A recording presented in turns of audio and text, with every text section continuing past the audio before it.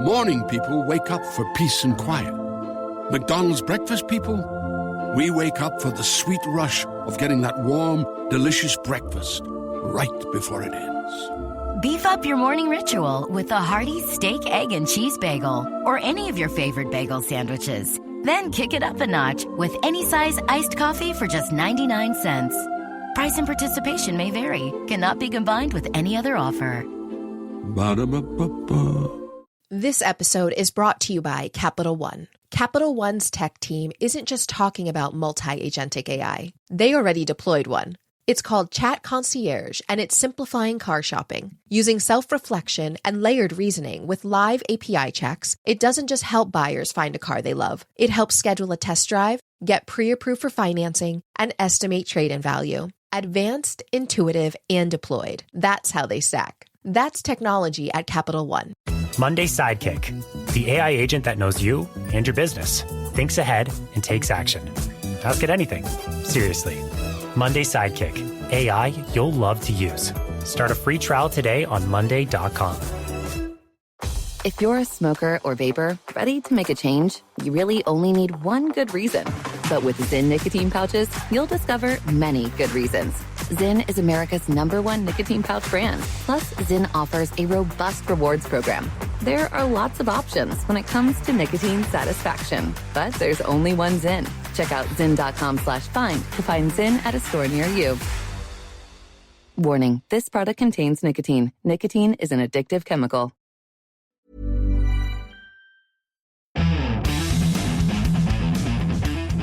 Welcome, everyone, to DTNS Weekend Edition. I am Sarah Lane. This is the fun part of the week where we have a fun and enlightening interview with somebody who can help us all learn a little more. Today, it's Stephanie Humphrey. Hi, Steph. Hey, how's it going? It's going well. It's going well. How are you? I'm good. Happy to be back on DTNS. Well, we're happy to have you. So I know today we were going to talk about AI slop. Now that is a term that gets thrown around a lot for a variety of reasons, but we're talking specifically about how AI can confuse people on social media. So what have you been looking at? So it's interesting because it's a couple different things, right? And when we talk about slop, I think it's more the idea of careless information, carelessly generated information, because I don't think the large majority of the things that we consider slop are intentionally malicious and intentionally are trying to mislead or be propaganda or anything like that. We got plenty of real creators doing that kind of thing. But I think a lot of the AI slop, if you will, is more careless generated information. So there might be an error in something, or it might have hallucinated and made up something entirely. But the point is that it seems very real because it's presented with a lot of confidence and a lot of certainty as if it was factual information. So that, I think, is a little bit of a distinction between, AI slop and just general misinformation or disinformation on the web.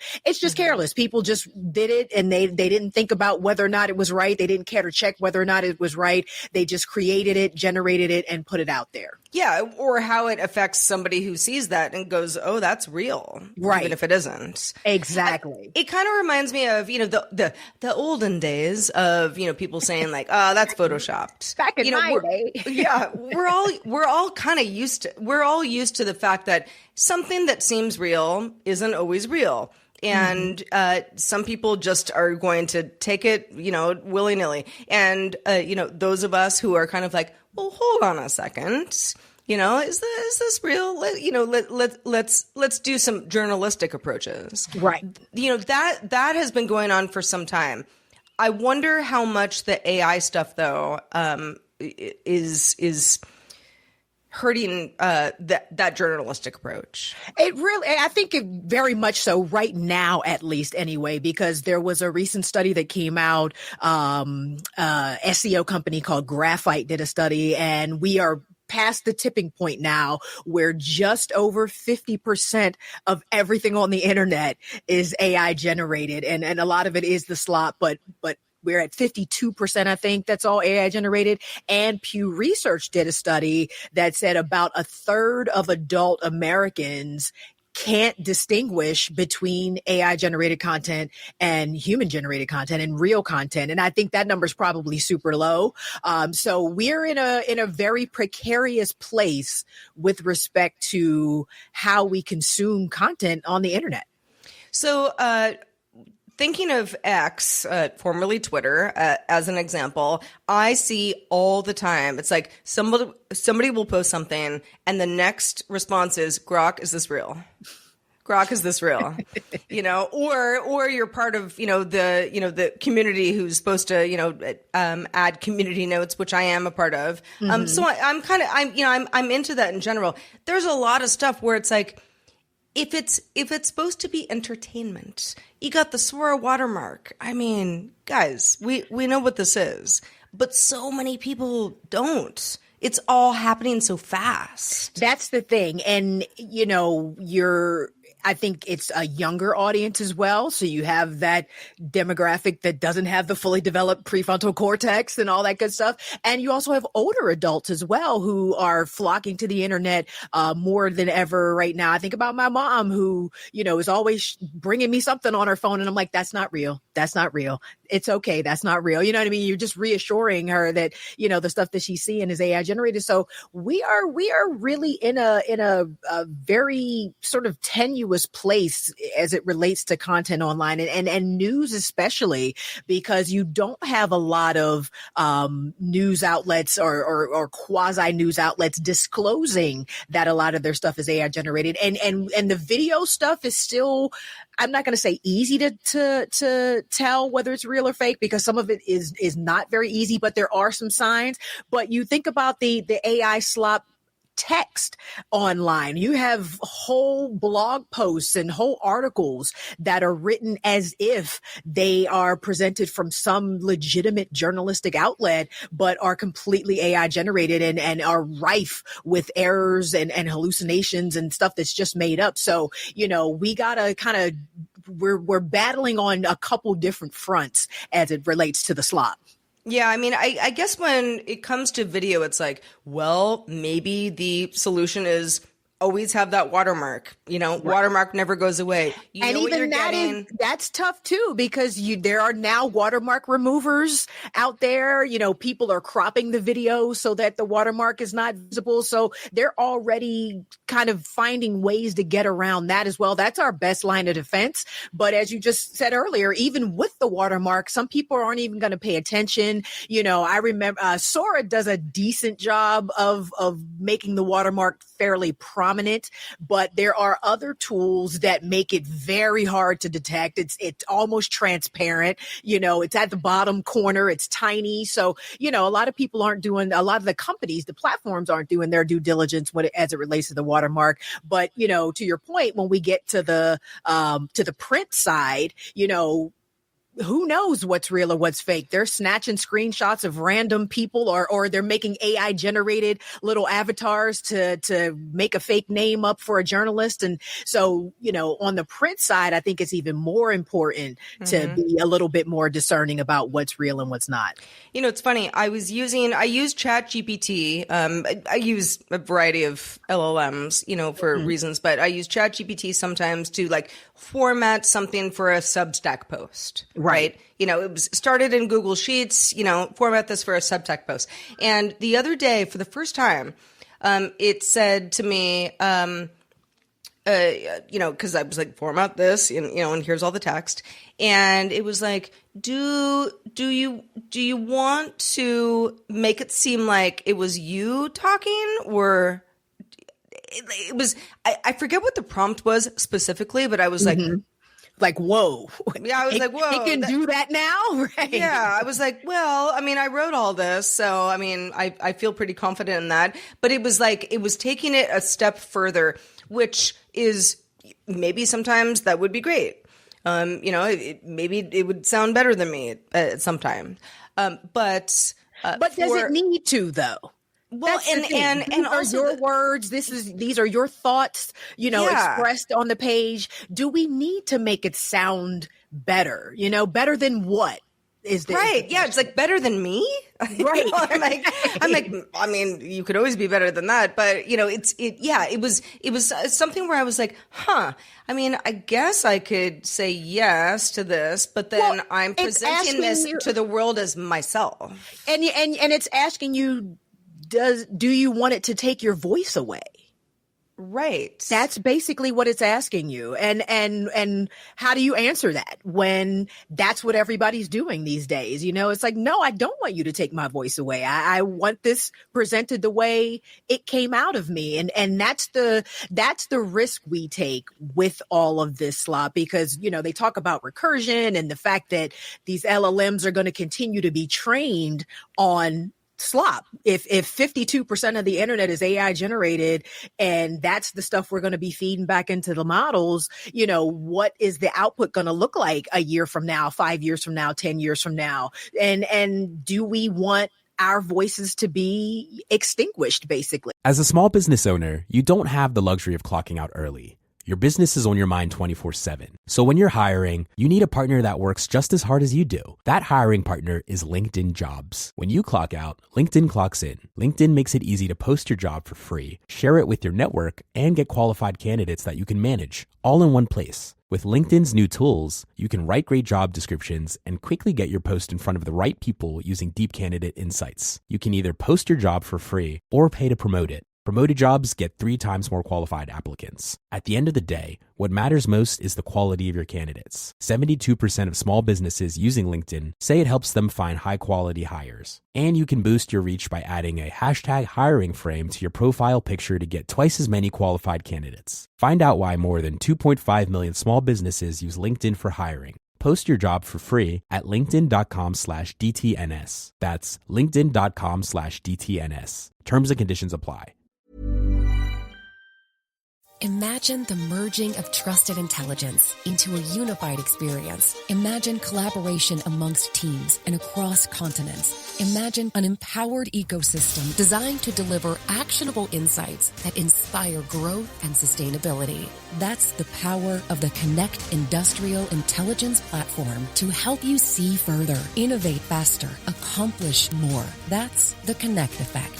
Learn more at that'stheconnecteffect.com. This episode is brought to you by Capital One. Capital One's tech team isn't just talking about multi-agentic AI. They already deployed one. It's called Chat Concierge, and it's simplifying car shopping. Using self-reflection and layered reasoning with live API checks, it doesn't just help buyers find a car they love. It helps schedule a test drive, get pre-approved for financing, and estimate trade-in value. Advanced, intuitive, and deployed. That's how they stack. That's technology at Capital One. This holiday season, connection with the kids we love is the best gift of all. Right now, kids on average are spending between 5 to 9 hours a day on screens, and studies link heavy use to rising anxiety and depression, with social media being at the center of it all. That's why Gab makes kid-safe phones and watches. No internet, no social media, just the right features for their age. With Gab's Tech in Steps approach, kids get the right tech at the right time. So if a phone is on your child's wish list, make it a Gab, the gift of safe connection. For an exclusive holiday offer, visit gab.com/getgab and use code GETGAB. That's GABB.com/getgab. Gab. Tech in Steps. Independence for them. Peace of mind for you. If you're a smoker or vapor, ready to make a change, you really only need one good reason. But with Zyn nicotine pouches, you'll discover many good reasons. Zyn is America's #1 nicotine pouch brand. Plus, Zyn offers a robust rewards program. There are lots of options when it comes to nicotine satisfaction. But there's only one Zyn. Check out zyn.com/find to find Zyn at a store near you. Warning, this product contains nicotine. Nicotine is an addictive chemical. That is a very good question. I wonder, specifically, I don't have children of my own, but I wonder about the younger set. Knowing kind of this is what they know. And younger than the last younger set, which is internet is all we know. That's right. I remember a life when there was no internet. That's how old I am. Same.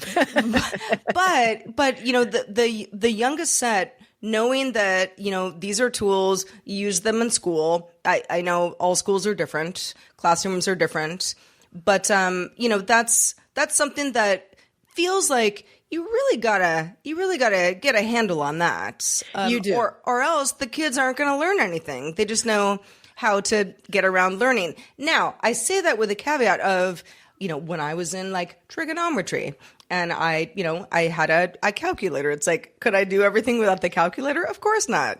That was my crutch, but we all had them. And but so see, I'm going to stop you though, because there's a difference. There's a really great article. I wrote it down. The Atlantic did a really great piece. It's called AI's Invasive Species, and it's by Charlie Warzel. And he talks about the idea of creativity without craft.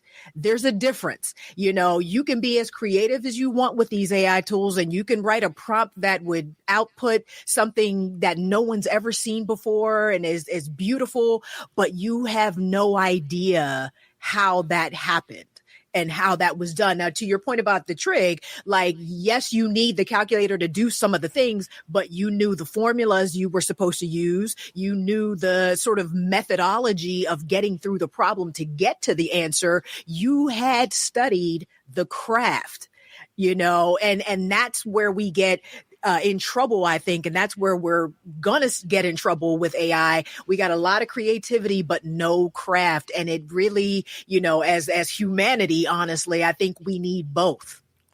So a lot of people are, wringing their hands about this a bit, and for good reason.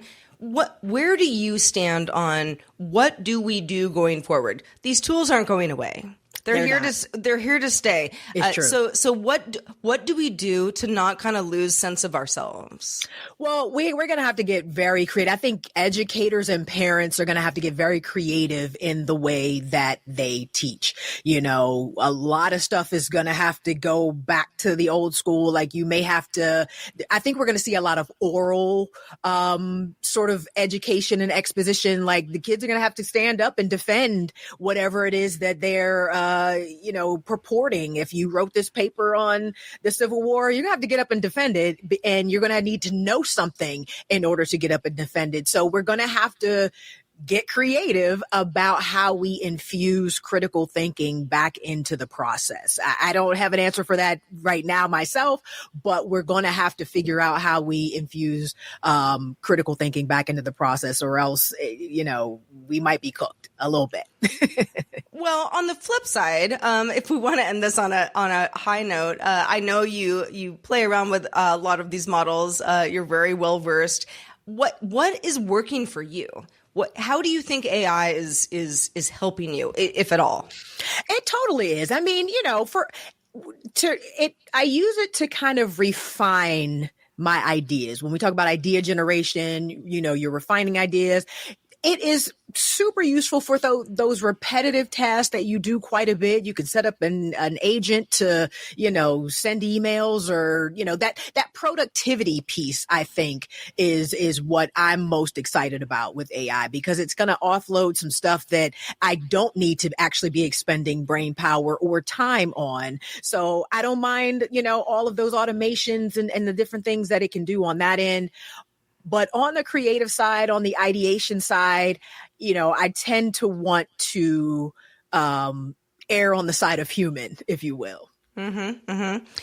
Well, Stephanie Humphrey, thank you so much for bringing your ideas to us today. Let folks know where they can keep up with all that you do. Well, you can follow me all around the web at TechLifeSteph, or you can head over to my website at stephaniehumphrey.com and sign up for my newsletter. Or you can check out my podcast, The Tech John, with Rob Dunwood and Terrence Gaines. One of my favorites. Love the Tech John. If anyone's not subscribed, do it now. Do it. Stephanie Humphrey, thank you so much for being with us today. And a reminder to everybody who's listening to this weekend edition of DTNS, we can't do it without our patrons. Thank you to all of you who directly support us. Patreon.com/DTNS is where to find out more about that. Thank you one and all for being with us. Have a great rest of your weekend. We'll talk to you next time.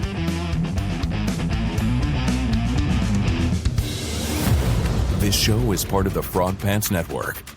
Get more at frogpants.com. The DTNS family of podcasts, helping each other understand. Diamond Club hopes you have enjoyed this program. This episode is brought to you by Capital One. Capital One's tech team isn't just talking about multi-agentic AI. They already deployed one. It's called Chat Concierge, and it's simplifying car shopping. Using self-reflection and layered reasoning with live API checks, it doesn't just help buyers find a car they love. It helps schedule a test drive, get pre-approved for financing, and estimate trade-in value. Advanced, intuitive, and deployed. That's how they stack. That's technology at Capital One. Hey guys, let me let you in on a little secret. I've obviously turned staying into bed into an art form. It's my happy place. It's my shopping sanctuary. And honestly, it's the perfect place to hang out with all my favorite people. So join me and some of the most interesting people I know for shopping, some laughs, and maybe a few secrets, all from the comfort of my bed. The best part, you can watch from your bed. My show, In Bed with Paige DeSorbo, returns Monday, November 17th at 8 p.m. Eastern Standard Time on Amazon Live. Just open Prime Video on your TV and search Amazon Live to cozy up. Because why get out of bed if you don't have to?